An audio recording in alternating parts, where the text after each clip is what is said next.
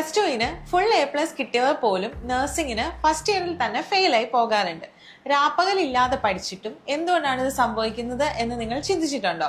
Syllabus കഠിനമായതുകൊണ്ടല്ല, മറിച്ച് ഭൂരിഭാഗം പേരും ശ്രദ്ധിക്കാതെ പോകുന്ന എന്നാൽ വളരെ പ്രധാനപ്പെട്ട ഒരു രഹസ്യം ഇതിന് പിന്നിലുണ്ട്.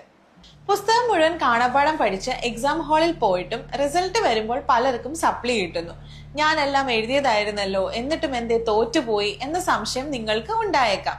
ഇതിന് കാരണം നിങ്ങൾ പഠിക്കാത്തതല്ല, നിങ്ങൾ ഉത്തരം എഴുതുന്ന രീതി മെഡിക്കൽ ഫീൽഡിന് യോജിച്ചതല്ലാത്തത് കൊണ്ടാണ്. നഴ്സിംഗ് പഠനത്തിൽ സാധാരണ ഇംഗ്ലീഷ് വാക്കുകൾക്ക് പകരം മെഡിക്കൽ ടെർമിനോളജി ആണ് ഉപയോഗിക്കേണ്ടത്. ഒരു എക്സാമ്പിൾ പറയാം. പരീക്ഷയ്ക്ക് രോഗിക്ക് ശ്വാസം മുട്ടലുണ്ട് എന്ന് എഴുതാൻ ഡിഫിക്കൽറ്റി ഇൻ ബ്രീത്തിങ് എന്ന് എഴുതുന്നതും ഡിസ്പ്നിയ എന്ന് എഴുതുന്നതും തമ്മിൽ വളരെ വലിയ വ്യത്യാസമുണ്ട്. അതുപോലെ ഫീവർ എന്നതിന് പകരം പൈറക്സിയ എന്ന് ഉപയോഗിക്കണം. സ്കൂളിൽ കഥ പോലെ എഴുതിയാൽ മാർക്ക് കിട്ടുമായിരുന്നു, പക്ഷെ നഴ്സിംഗിൽ ഇത്തരം ടെക്നിക്കൽ കീ ടേംസ് ഇല്ലെങ്കിൽ മാർക്ക് കുറയും. ഇത് പരീക്ഷയ്ക്ക് മാത്രമല്ല, നാളെ നിങ്ങൾ ഹോസ്പിറ്റലിൽ ജോലി ചെയ്യുമ്പോഴും അത്യാവശ്യമാണ്. ഡോക്ടർമാരുമായി കമ്മ്യൂണിക്കേറ്റ് ചെയ്യുമ്പോഴും പേഷ്യന്റിന്റെ കേസ് ഷീറ്റ് എഴുതുമ്പോഴും ഈ പ്രൊഫഷണൽ ഭാഷയാണ് നിങ്ങൾ ഉപയോഗിക്കേണ്ടത്.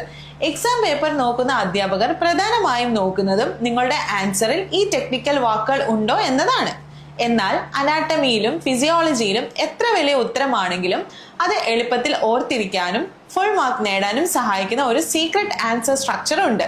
ടോപ്പേഴ്സ് മാത്രം ഉപയോഗിക്കുന്ന ആ രീതി എന്താണെന്ന് നിങ്ങൾക്കറിയാമോ? ഇതുപോലെ നഴ്സിംഗ് സബ്ജക്ട്സ് സിമ്പിളായി മനസ്സിലാക്കി പഠിക്കാൻ താല്പര്യമുണ്ടെങ്കിൽ നഴ്സിംഗ് എന്ന് കമന്റ് ചെയ്യൂ.